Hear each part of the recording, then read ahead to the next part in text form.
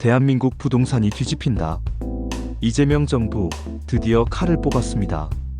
주택담보대출 6억 원 제한. 이게 단순한 대출 얘기라고요? 절대 아닙니다. 이건 여러분의 통장, 투자 포트폴리오, 주식 계좌에 직접적인 영향을 줍니다. 그리고 그 안에 돈이 몰릴 종목이 숨어 있습니다. 오늘 영상 절대 놓치지 마세요.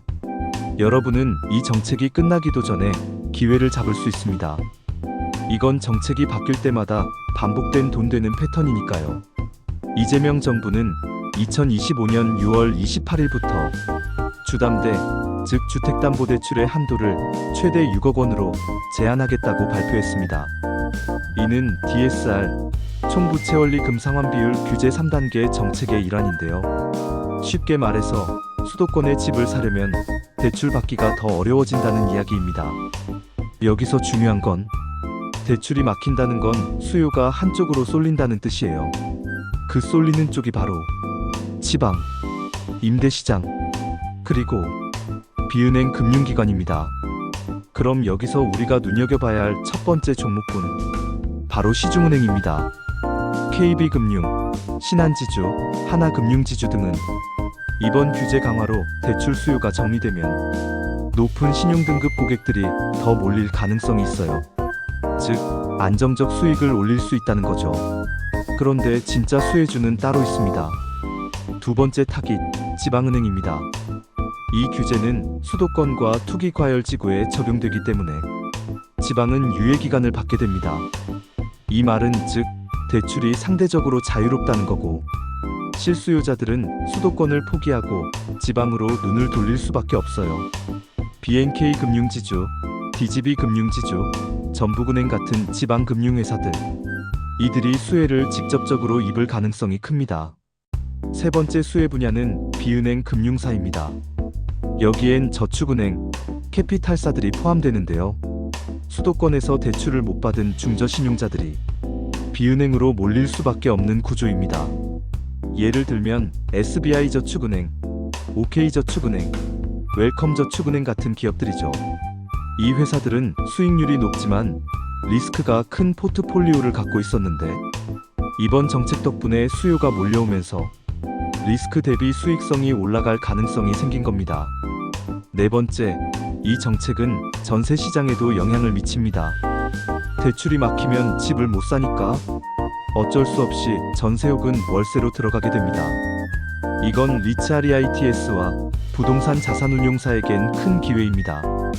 특히 주거용 리츠, 즉 임대 수익을 목적으로 한 리츠 종목들이 자산 가치가 상승할 수 있는 구조가 됩니다. 예를 들면 이리츠 코크랩, NH 프라임 리츠 같은 종목들, 이들이 운영하는 자산의 수익률이 올라가고 거기에 따른 배당도 올라갈 수 있겠죠. 그리고 마지막, 건설, 자재, 시멘트 업종도 체크해야 합니다. 왜냐면 지방 쏠림 현상은 지방 건설 수요 증가로 이어질 수밖에 없거든요. 한일시멘트, 쌍용C&I, 삼표시멘트, 이런 기업들이 대표적입니다. 지방 주택 공급이 늘면 자재와 시멘트 수요가 따라 올라가죠. 지금 이 영상 보고 있는 여러분, 주담대 6억 제한이라는 정책은 겉으로 보기엔 그냥 대출 얘기일 수 있지만 주식시장에서는 아주 구체적인 수혜 기업을 만들어냅니다. 지금까지 알려드린 종목들, KB금융, 신한지주 같은 시중은행부터 BNK 금융지주, DGB 금융지주 같은 지방은행, SBI저축은행, 웰컴저축은행 같은 비은행 금융사, 그리고 이리츠 코크랩 같은 임대리츠, 마지막으로 시멘트, 자재주까지, 이 안에서 이번 정책으로 실제 수혜를 입을 핵심 종목이 나올 가능성이 매우 높습니다. 이런 정책 변화를 미리 읽고 미리 포트폴리오를 준비하는 사람이 결국 큰 수익을 챙겨갑니다. 남들 뉴스 보고 당황할 때 여러분은 이미 매수하고 웃고 있어야 합니다. 이 정책 절대 가볍게 넘기지 마세요. 여러분의 투자 여기서 갈립니다. 영상이 도움되셨다면 좋아요와 구독 잊지 마시고요. 댓글로 여러분의 관심 종목도 남겨주세요. 다음 영상에서는 이 종목들 중 단기 급등 가능성이 높은 탑 3 종목을 뽑아드리겠습니다. 감사합니다. 본 영상은 투자 권유가 아니며 분석을 통한 정보 전달이 목적입니다. 이 영상의 정보들은 맹목적으로 믿지 말고 참고만 하시고 투자의 책임은 본인에게 있다는 점 꼭 기억하시기 바랍니다.